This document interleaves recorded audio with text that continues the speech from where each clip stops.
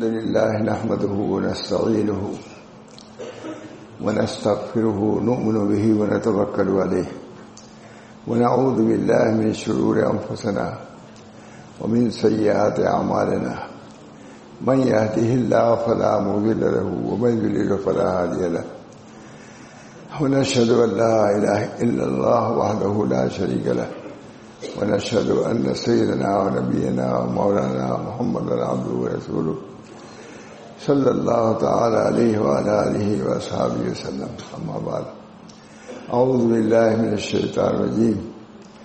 بسم الله الرحمن الرحيم.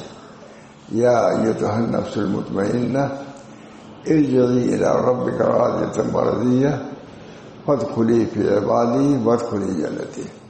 صدق الله العظيم.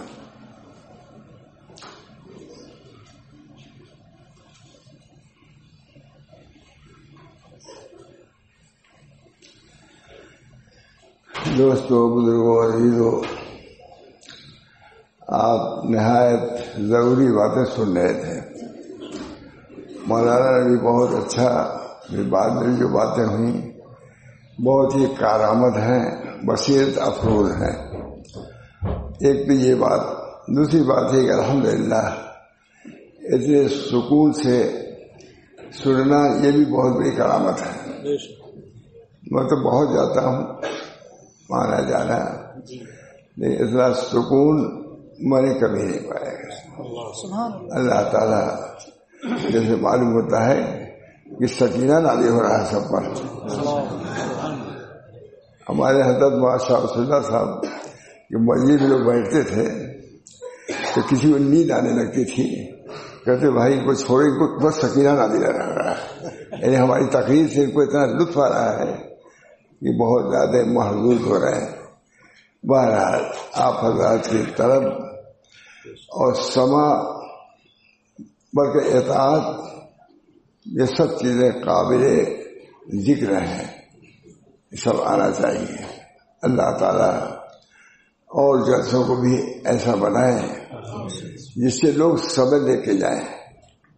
جلسوں کا مطلب یہی ہے کہ دین کی باتیں بیان کی جائیں، دین سے آگاہ کیا جائے، دین کی طرف ترغیب دی جائے. جلسے کا یہی ہوگا.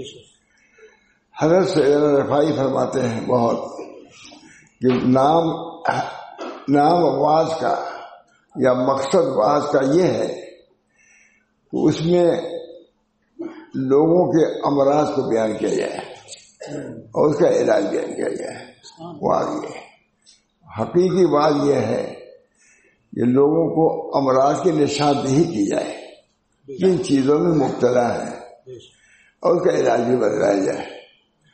الحمدللہ ہمارے مشائخ علماء اور جن کو ہم دیکھتے ہیں دین ہے اور کوئی توجہ ہے، ضرور اس بات کو اڑاتا ہے. یہ نہیں کہ بس ویسی. ایک جگہ میں گیا مولانا اپنے دیہات میں، بہت خوشی ہنسی سے مجھ کو لے گئے، بہت سخت راستے سے.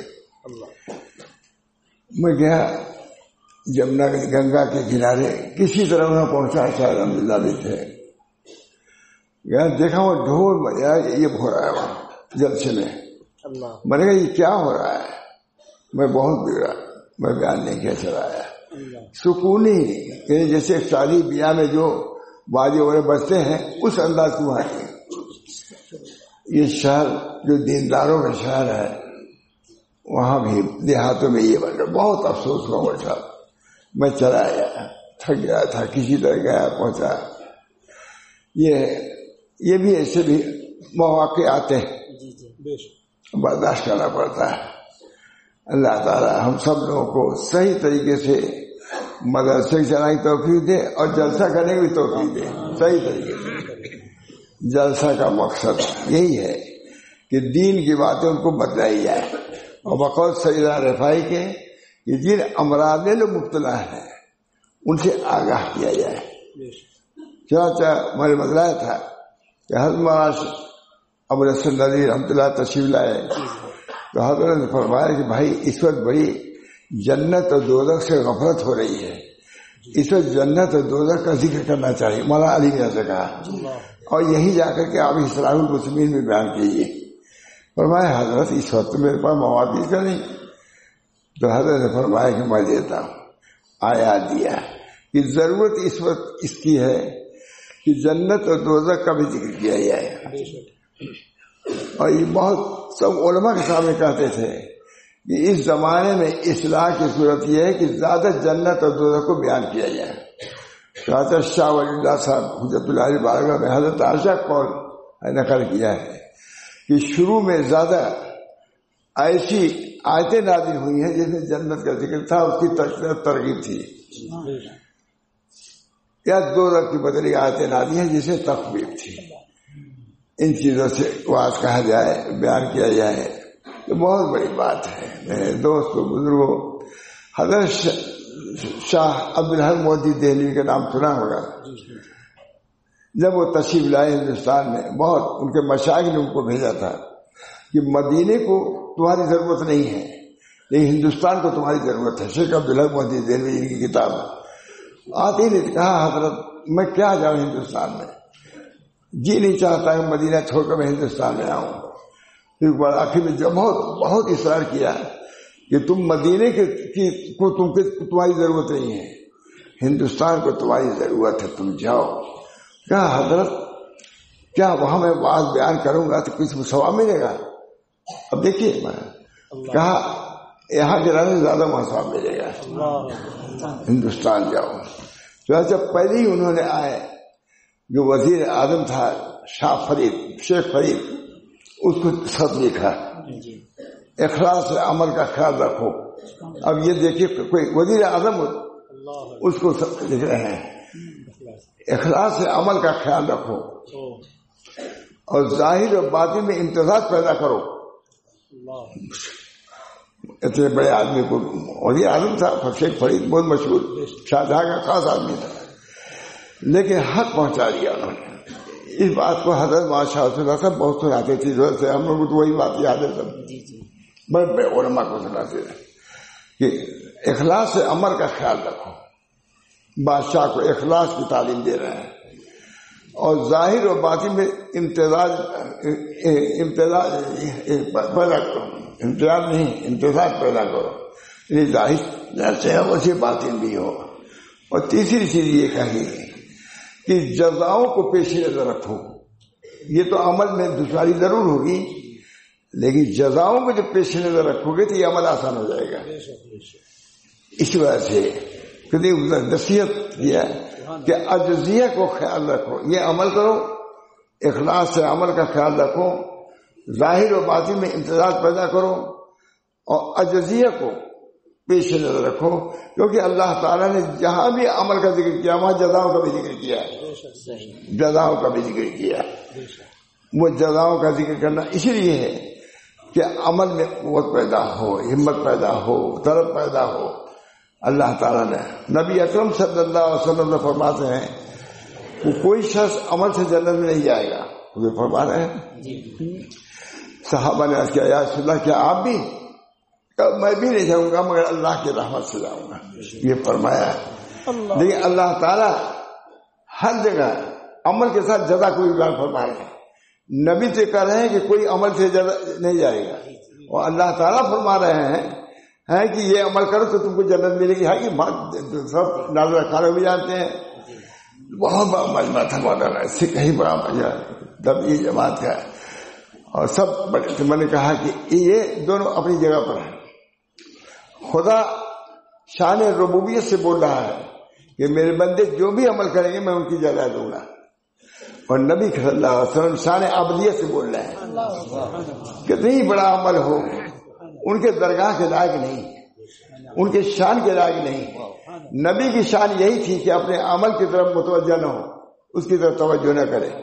لیکن خدا کی شان یہ ہے کہ میرے بندے اتنی پریشانیوں میں الجھنوں میں رہ کر کے اللہ کو یاد کرتے ہیں, اس کو یاد کرتے ہیں, نماز پڑھتے ہیں, وضو کرتے ہیں, سردی ہے گرمی ہے کرتے ہیں, تو اللہ تعالیٰ رحیم و کریم ہے. اللہ تعالیٰ تو اس پر جزا دیں گے. تبھی تو لکھا انہوں نے شاہ عبدالحق مودودی دہلوی کی بات, صرف یہ نہیں کہا کہ عمل کرو نماز میں, بلکہ یہ بھی کہا کہ عجزیہ کو پیش کرو, جزاؤں کو بھی جزاؤں کو خیال رکھو گے تو تمہارے عمل میں کیا ہوگی، ایک سوئی پیدا ہوگی اور مزید اس کی توجہ ہوگی کہ عمل ایسی جزا بارہ میں جزاؤں کو اللہ تعالیٰ نے فرماتے ہیں کہ قیامت کے دن بعض لوگ اپنے گناہوں کی وجہ سے اتنے شرمندہ ہوں گے کہ گوشت کٹ کر کے گرنے لگے گا، چاہے گا۔ اللہ تعالیٰ فرمائیں گے کہ میرے بندے کیوں اتنا پریشان ہو، میں نے ہی تو لکھ دیا تھا جس پر تم نے برا عمل کیا ہے۔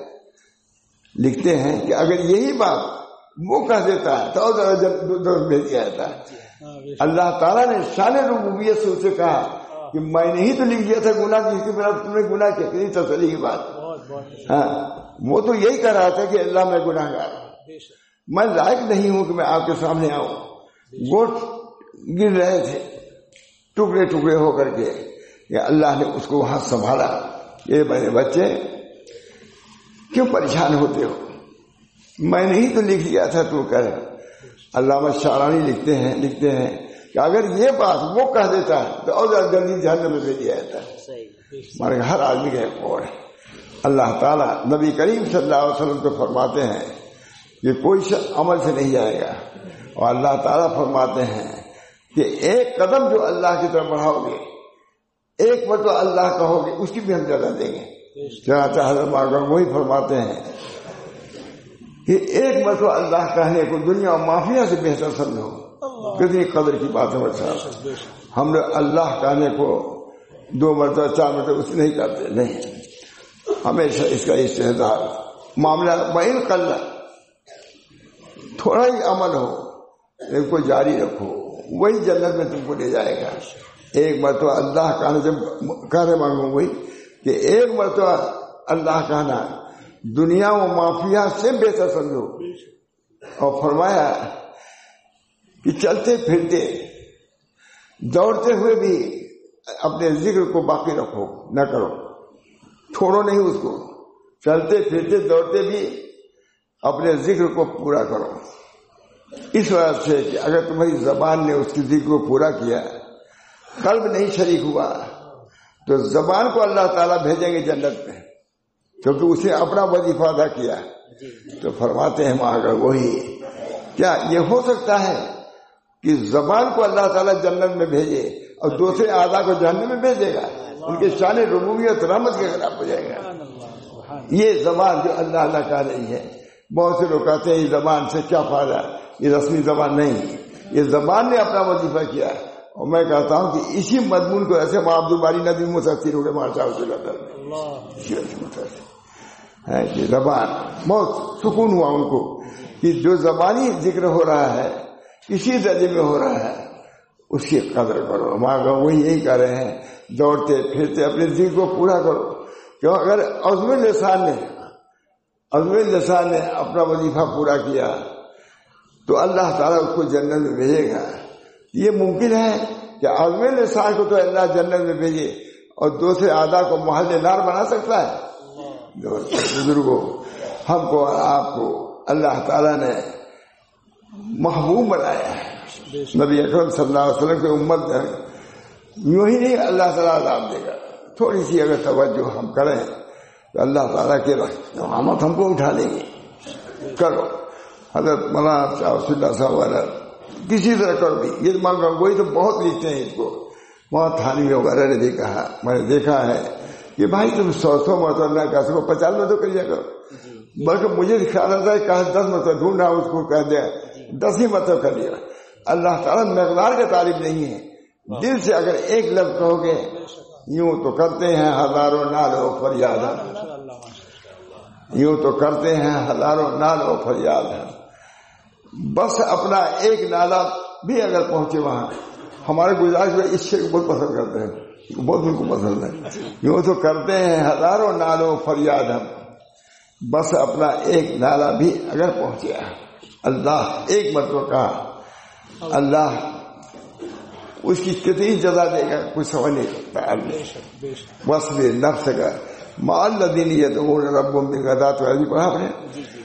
وصبر نفسک مع الذین یدعون ربهم بالغداۃ والعشی یریدون وجہہ حضور اکبر صلی اللہ علیہ وسلم حجرہ میں تشریف فرمایا، ظاہر کہ اسے سکون تھا، اطمینان تھا، اور صحابہ مسجد میں تھے، وہ وہاں انتشار تھا، لیکن اللہ تعالیٰ فرماتے ہیں کہ نہیں، آپ کے حجرے میں 1000 سہولت ہو، 1000 اس میں طمانینت ہو، لیکن ہمارے کچھ بندے مسجد میں بیٹھے، آپ ان کے ساتھ جا کے بیٹھیے، یہ تربیت ہے۔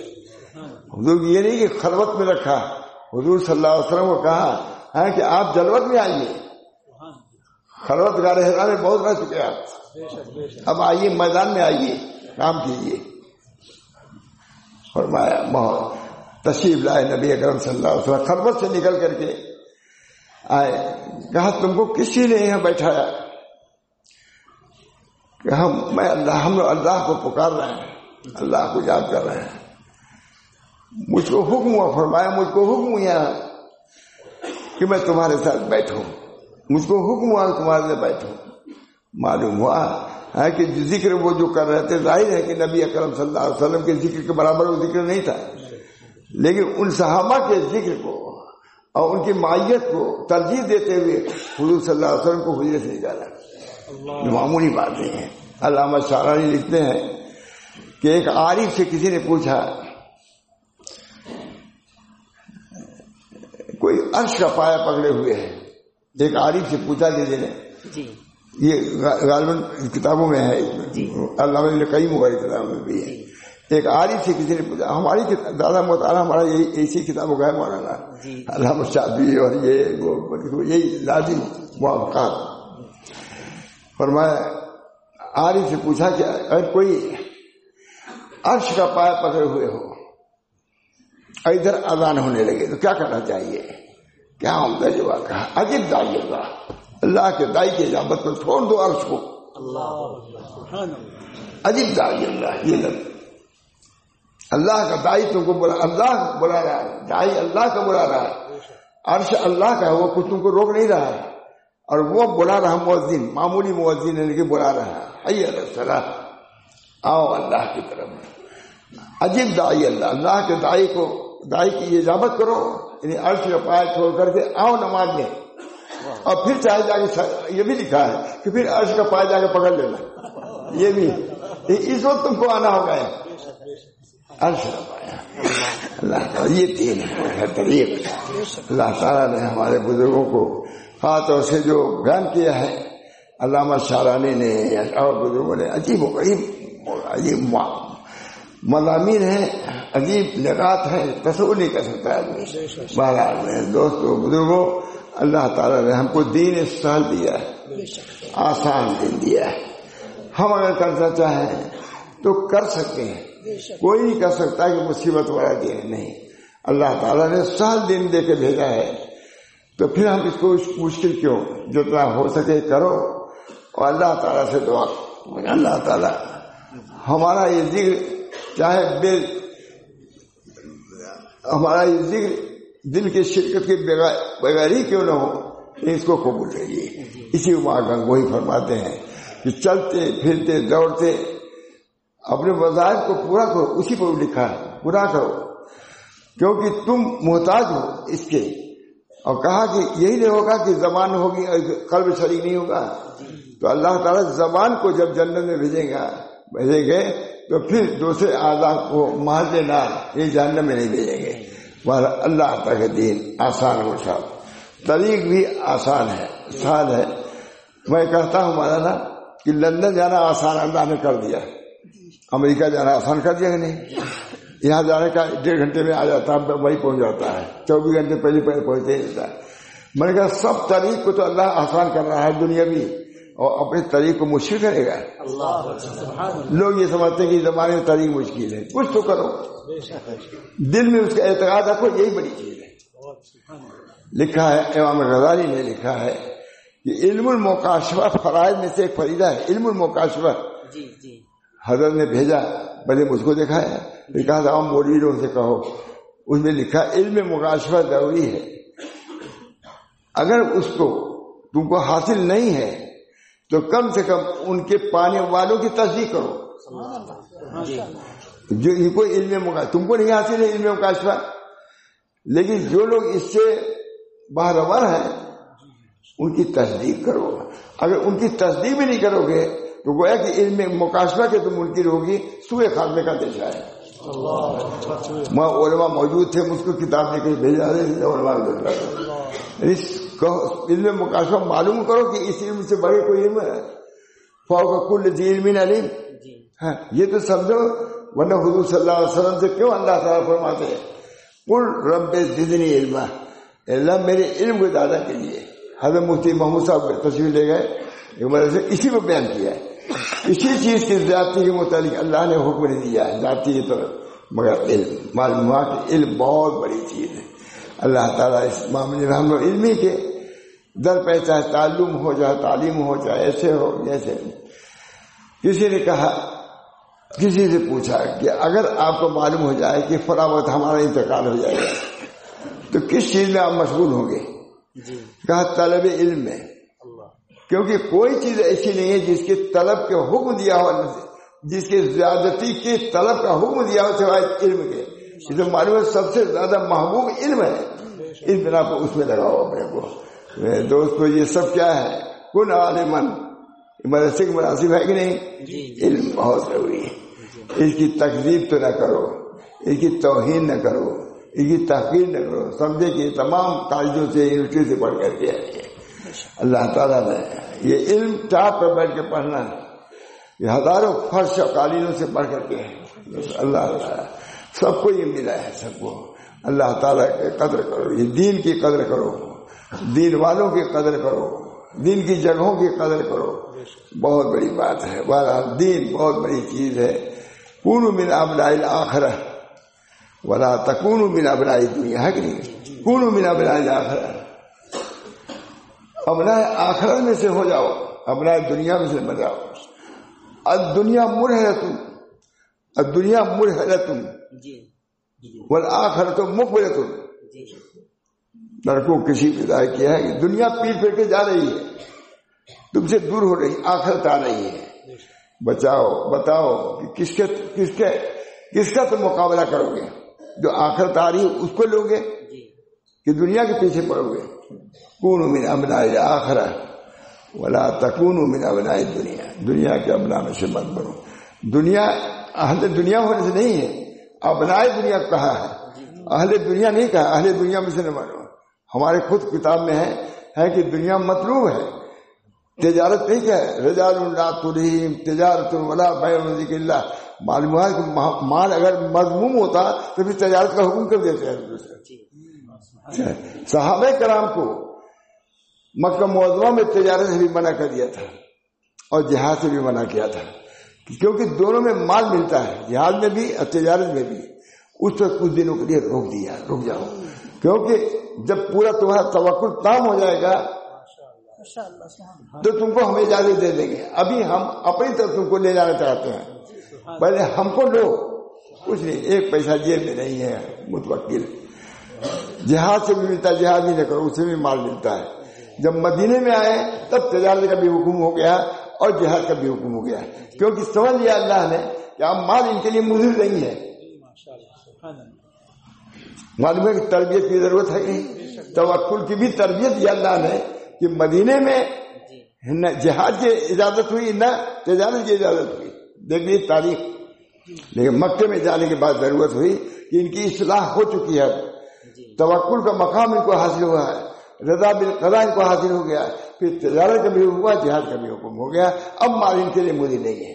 تو یہ بعض صحابی ایسے کروڑوں روپے کے مالک تھے، وراثت میں مالک کہتے ہیں لاکھ روپے ان کی عورتوں کو ملا ہے. اور خود بزرگوں نے لکھا ہے، تابعین کو لکھا ہے. میرے دوستوں بزرگوں، اللہ تعالیٰ نے یہ دین ہمارا کیا ہے؟ متوسط، نہ اس میں افراط ہے نہ اس میں تفریط ہے. دین کو لو. نعم المال الصالح للرجل الصالح، مال صالح رجل صالح کے لیے اچھا ہے.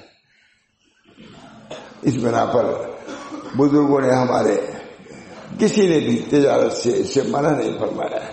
کہا کھاؤ. ایک بزرگ تھے جا رہے تھے کلہاڑی لیے ہوئے، کسی دوسرے بزرگ نے جو شاخوں پہ بیٹھے تھے صوفی، تو کہا کہ کہاں جا رہے کلہاڑی لیے ہوئے، دنیا دار آدمی ہے. ایک عالم تھے, انہوں نے کہا کہ کیوں کہتے ہو؟ وہ فریضے کی ادائیگی کے لیے جا رہا ہے, تم نفل کا ادا کر رہے ہو. بہرحال اللہ تعالیٰ کا دین نہایت معتدل ہے, نہایت معتدل ہے, نہ اس میں افراط ہے نہ اس میں تفریط ہے. اللہ تعالیٰ ہم سب لوگوں کو اپنے دین کی قدر کرنے کی توفیق دے, کہیں دنیا سے روکا نہیں.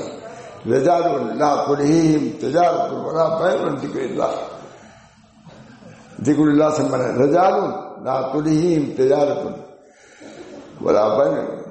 کسی تاریخ کا واقعہ ہمارے حضرت سناتے تھے, مینا میں تھے وہ, ایسے واقعات بہت زیادہ آتے تھے. مینا میں تھے, لاکھوں روپے کے کاروبار کر رہے تھے, لاکھوں, وہ زمانے میں لاکھوں روپیہ, لیکن ایک لمحے کے لیے ان کا دل اللہ سے غافل نہیں ہوا. مینا میں لاکھوں روپے کی تجارت کر رہے تھے. رجال لا تلہیہم ولا تجارت رجال لا تلہیہم تجارت ولا بیع عن ذکر اللہ. رجال ایسے بھی ہوئے ہیں پورا مال رکھتے ہوئے, مال ہے بھی لیکن اسے توجہ نہیں ہے. کیا صحابہ کے بارے میں بہت کتابوں کو ہے ہمارے کتاب, صحابہ کے پاس لاکھوں لاکھ روپیہ آئے لیکن اسے مال کو لیا چاکری کے طور پر, مالکی کے طور پر نہیں لیا. جیسے بیت المال میں یا بینک میں مال اس کے پاس ہے لاکھوں روپیہ بینک میں, لیکن وہ اس کا ملازم ہے, مالک نہیں ہے. اسی طرح صحابہ کو مال کروڑ کروڑ روپیہ آیا, اس کو سرو کیا لیکن بطور چاکری کے لیا, مالکی نہیں, مالک بن کے نہیں لیا بلکہ سمجھا مالیہ اللہ کا ہے, ہم کو دیا ہے ہمارے کی طرف, ہم کو اسی طرح خرچ کرنا چاہیے. یہ لفظ چاکری. اس کتاب کا ترجمہ کرایا ہے حضرت حاجی صاحب نے مہا تھانوی سے, بہت عمدہ کتاب, مجھے اس کو تو ضرور پڑھنا چاہیے. اردو ذرا سا مشکل ہے. اللہ تعالی ہم سب لوگوں کو اپنے دین کے یسر اور سہولت کو بھی سمجھنا چاہیے. دین آسان ہے. اللہ یہ نہیں چاہتا کہ آپ کو فاقہ, کہا فاقہ اگر چاہتے اللہ تعالیٰ تو تجارت کا حکم دیتے, یہ بھی لکھا ہے. کام کرو, دین کا کام بھی کرو اور دنیا کے کام بھی کرو. فاقے کو کہیں محمود نہیں کہا ہے اللہ تعالیٰ. اس میں رابطہ میں دوستو بزرگوں, اس وقت یہ بات ذہن میں آئی, آپ لوگوں کی نظر میں دیکھ کر کے یہ بات آئی, تب میں نے یہ عزم کیا تھا بیان کرنے کو. الحمدللہ کہیں دیکھیے کہیں کچھ شور شور کچھ معلوم ہوا کہ آپ کے حضرات تعلیم ہے جو اتنے دنوں سے مدرسہ ہے, ایسے ایسے علماء پیدا ہوئے ہیں تو ان کی برکت چل رہی ہے, ابھی کچھ چل رہی ہے.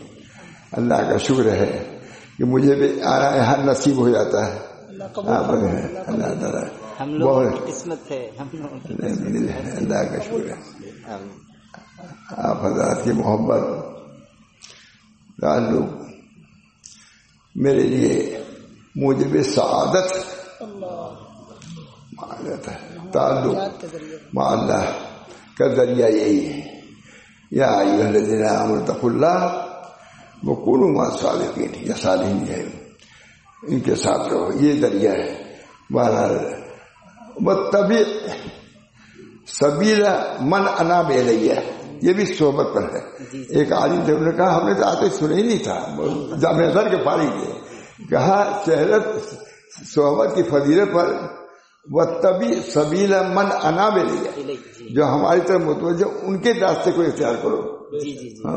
وَاعْبُدْ رَبَّكَ حَتَّىٰ. بہرحال میرے دوستوں بزرگوں, ادھر جو میں نے بیان کیا, بیان تو ہو ہی سکتا ہے لیکن یہ کہ اب بس کرو تو زیادہ بہتر ہے.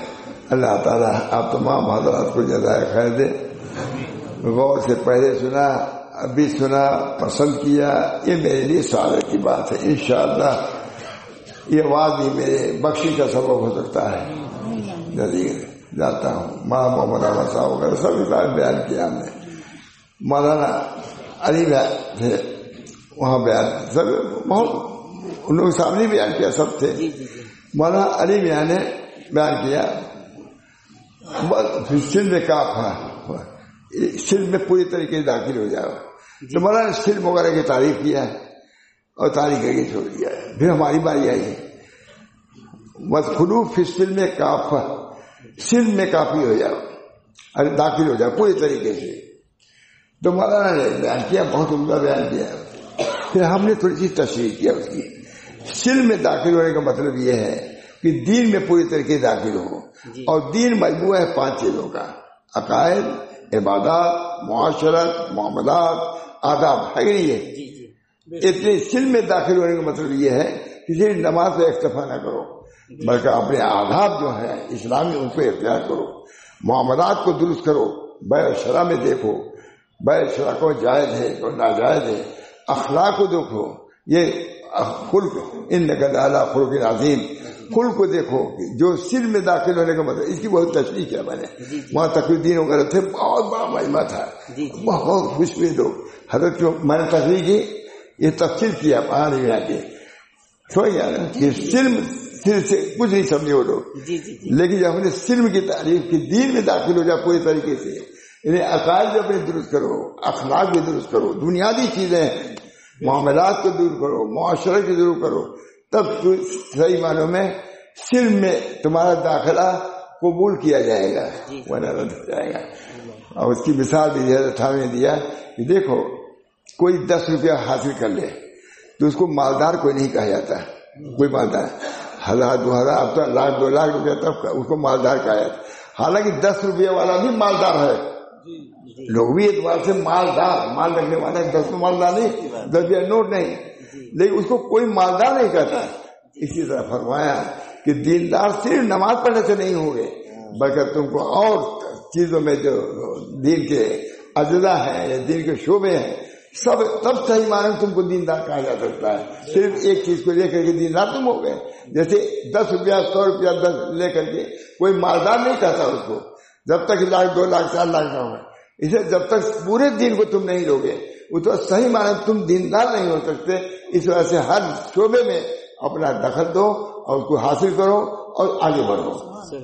اللہ تعالیٰ ہم سب لوگوں کو دین مستقیم پر مستقیم کر دے, دین مستقیم.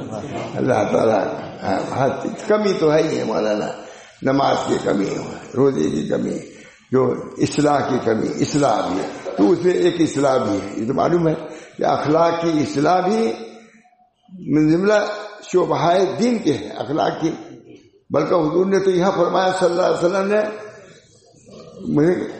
وہ اس چلے ہوتا میں مکان میں اخلاق دین جز ہوا.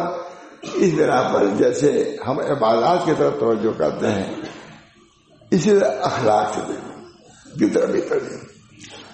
المسلم من سلم المسلمون من لسانہ, کوئی زبان سے کوئی سخت بات نہ کرو, معاملات کی صفائی رکھو. آتے ہیں لوگ مولانا یہ خرابی ہے, یہ معاملات ایسے کروڑ لوگ ایک بات آتی ہے, مگر کون لوگ ہیں؟ کہا سب آپس کے لوگ. اللہ کا آخرت کا پاس و لحاظ سب سے بنیادی چیز ہے, آخرت کا پاس و لحاظ. سب سے اخیر میں جو آئے گا, ہمارے ماں محمد صلی اللہ علیہ وسلم کیا ہے کہ اخیر میں قیامت کے یقین میں ذوق پیدا ہو جائے گا. سب سے اخیر میں یعنی مطلب کہ اخیر دن کے یعنی شروع میں یہ چلے گا, قیامت کے آنے کے یقین کے میں ذوق پیدا ہو جائے گا. بہرحال اللہ تعالی ہم سب لوگوں کو دین پر قائم دائم رکھیں. بہت بڑی نعمت, بہت بڑی دولت ہے, ہم انہوں نے سارے عالم کے لیے دین کیا ہے, رحمت ہے. وما ارسلناک الا رحمت للعالمین. رحمت کیا ہے؟ قرآن ہے, رحمت ہے, دین رحمت ہے. اس کو اختیار کرو. ابھی انشاءاللہ العزیز عافیت ہو جائے گی, سکون ہو جائے گا, فتنے ختم ہو جائیں گے.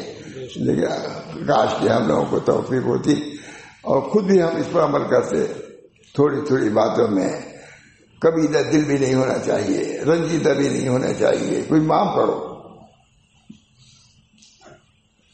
کونوا عباد اللہ اخوانا, کونوا عباد اللہ اخوانا.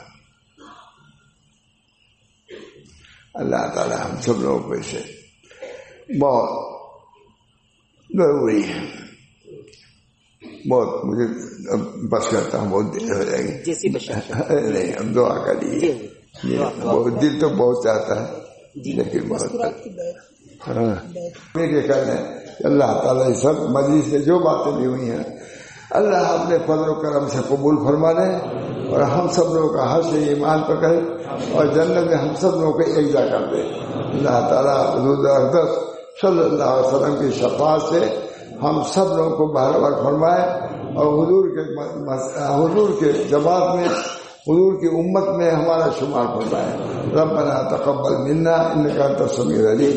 اور یہ بھی میں ضروری سمجھتا ہوں کہ یہاں پر میں نے تقریر کیا ہے، اتنے لوگ جمع ہیں، اللہ اس ادارے کو بھی خوب ظاہری باطنی علمی عملی نظم و نسق ہر اعتبار سے ایک معیاری مدرسہ بنا دے اور ہے بھی مزید میں ترقی عطا فرمائے.